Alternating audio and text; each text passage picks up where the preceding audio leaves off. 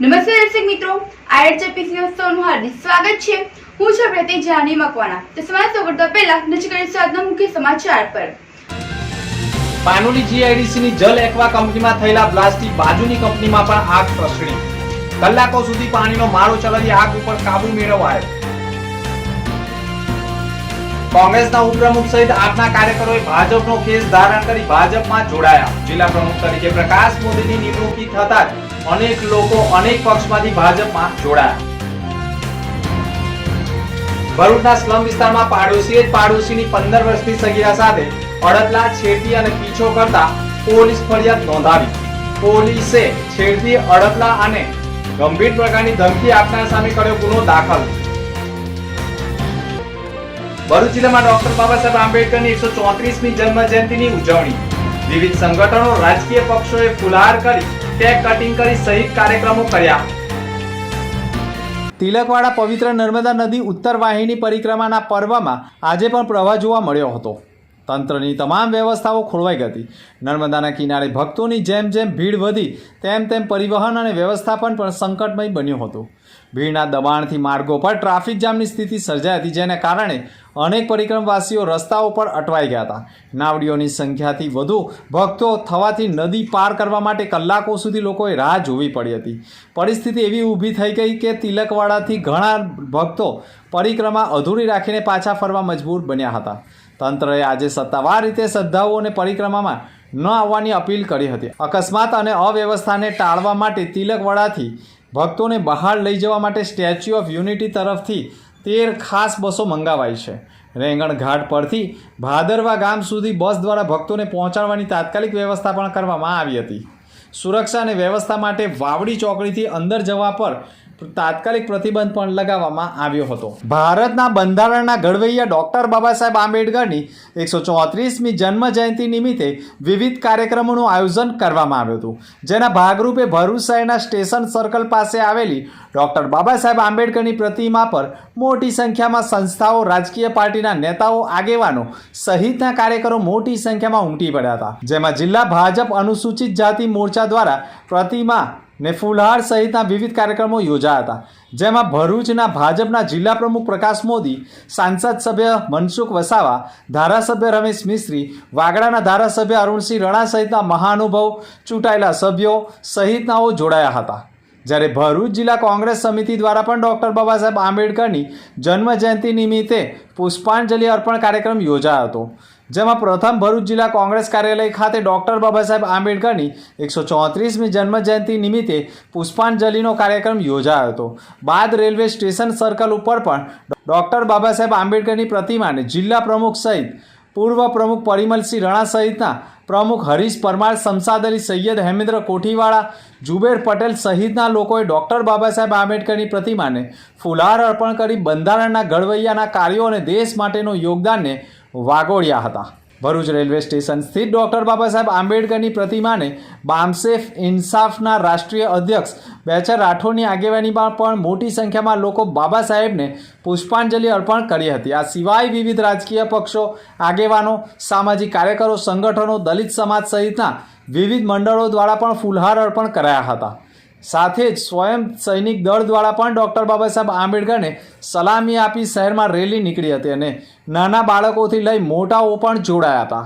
આંબેડકર જયંતિના દિવસે ભરૂચ જિલ્લા કોંગ્રેસ અને આમ આદમી પાર્ટીમાં મોટું ભંગાણ સર્જાઈ ગયું છે।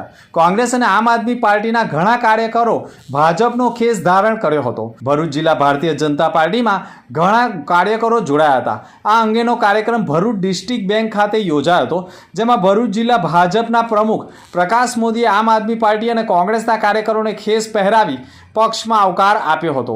ભરૂચ જિલ્લા યુથ કોંગ્રેસના ઉપપ્રમુખ સહિતના આગેવાનોએ કેસરીઓ ધારણ કર્યો છે। અત્રે ઉલ્લેખનીય બાબત એ છે કે થોડા દિવસ અગાઉ જ હિન્દુ સંગઠનો સાથે સંકળાયેલા સેજલ દેસાઈ થકી જ કેટલાક કાર્યકરો સાથે ભાજપમાં પ્રવેશ કર્યો હતો। આમ આદમી પાર્ટીના 80 તો કોંગ્રેસના તો 17 જેટલા કાર્યકરો ભાજપમાં જોડાયા હતા। ભરૂચ જિલ્લાના પરિયેજ ગામમાં યંગ સ્ટાર ક્રિકેટ ગ્રાઉન્ડ ખાતે ફાઇનલ મેચનું આયોજન કરવામાં આવ્યું હતું। આ ફાઇનલ મેચ જંબુસરના ઈગલ ટીમ અને સુલતાન રોયલ ટીમ વચ્ચે રમાડવામાં આવી હતી, જેમાં સુલતાન રોયલ ટીમે ટોસ જીતીને ફિલ્ડિંગ પસંદ કરી હતી અને જંબુસર ઈગલની ટીમે પ્રથમ બેટિંગ કરતાં 30 ઓવરમાં 3 વિકેટ 338 રન બનાવ્યા હતા. જંબુસર ઈગલની ટીમના 2 બલ્લેબાજો સેન્ચુરી ફટકારી હતી અને જવાબમાં સુલતાન રોયલની ટીમે 338 રનનું ટાર્ગેટ પૂર્ણ કરવામાં નિષ્ફળ રહી હતી અને જંબુસર ઈગલ ટીમ વિજેતા બની હતી. આ ફાઇનલ મેચમાં પરિયેજ ગામ અને આજુબાજુના ગામના લોકોએ પણ ફાઇનલ મેચની મજા માણી હતી. સાથે જ આજુબાજુના ગામના સરપંચો શકીલ અકોજી, ઇસ્માઇલ મતાદાર, આસિફભાઈ ખોજવલ, સરપંચ આકિબ મુનશી, રિયાઝ પટેલ ઉપસ્થિત રહ્યા હતા અને ગ્રાઉન્ડના ઓર્ગેનાઇઝર આરિફભાઈ બાપુજી અને અલ્તાફભાઈએ પણ તમામ દર્શકોનો આભાર વ્યક્ત કર્યો હતો. ભરૂચ શહેરમાં પ્રાણીઓના આરોગ્ય માટે એક પ્રશંસનીય પગલું ભરવામાં આવ્યું છે. સાર્થક ફાઉન્ડેશન ચેરિટેબલ ટ્રસ્ટ અને બીજીપી હેલ્થ કેરના સંયુક્ત ઉપક્રમે શહેરમાં ગૌવંશ અને શ્વાનો માટે ડિવોર્મિંગ અભિયાન શરૂ કરવામાં આવ્યું છે. આ અભિયાન અંતર્ગત અત્યાર સુધીમાં 350 ગૌવંશ અને 450 શ્વાનોને ડિવોર્મિંગ દવાઓ આપવામાં આવી, જેનાથી તેમને પેટ અને ચામડીના રોગોથી રાહત મળશે. આ કામગીરી સાર્થક ફાઉન્ડેશનના 30 જેટલા કાર્યકર્તાઓ દ્વારા હાથ ધરવામાં આવી હતી. સંસ્થા તરફથી જાણવા મળ્યું છે કે આવું અભિયાન દર 3 મહિને એકવાર યોજવામાં આવશે અને તેના લાભ વધુમાં વધુ પશુઓ સુધી પહોંચાડવા સંકલ્પ લેવામાં આવ્યો છે.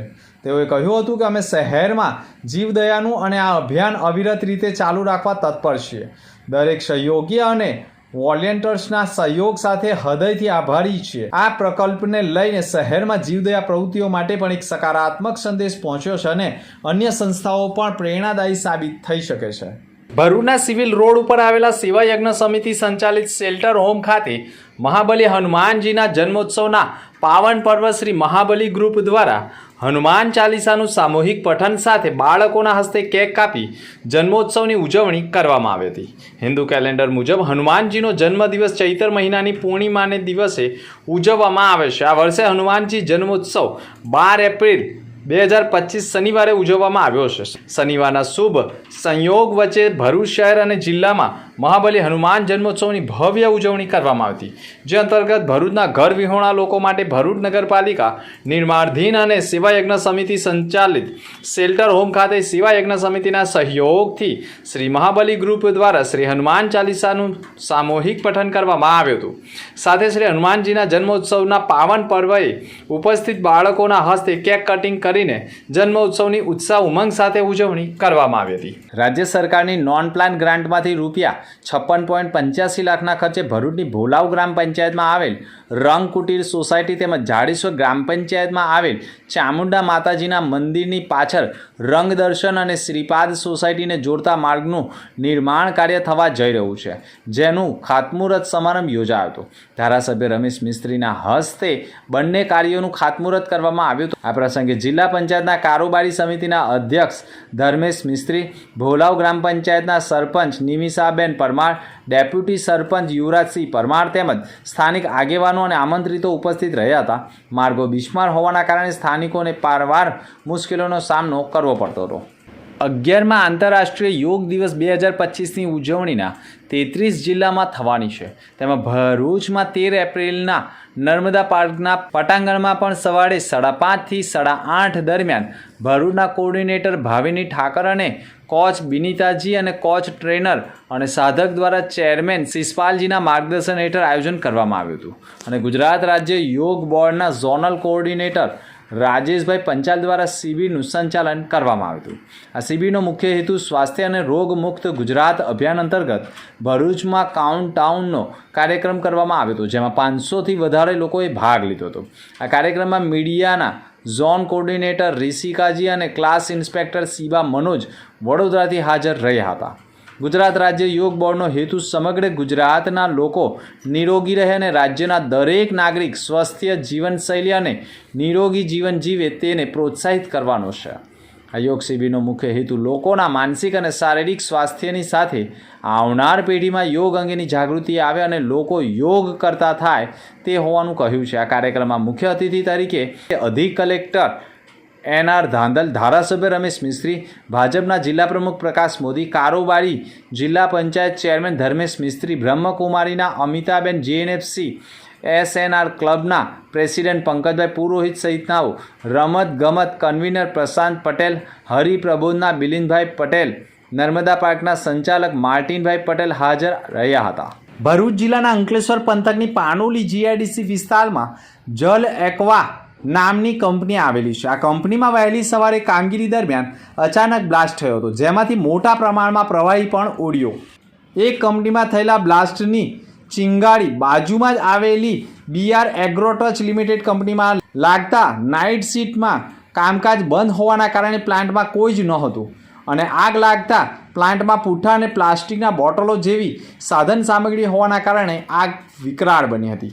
બંને કંપનીમાં વહેલી સવારે લાગેલી આગ બપોરના 12 વાગ્યા સુધી પણ કાબૂમાં ન આવી, જેના પગલે સતત 25 થી 30 જેટલા ફાયર બંબાઓએ સતત પાણીનો માળો ચલાવી આગ ઉપર કાબૂ મેળવવાનો પ્રયાસ કરતા બપોર સુધીમાં આગ પર સંપૂર્ણ કાબૂ લેવાયો હતો.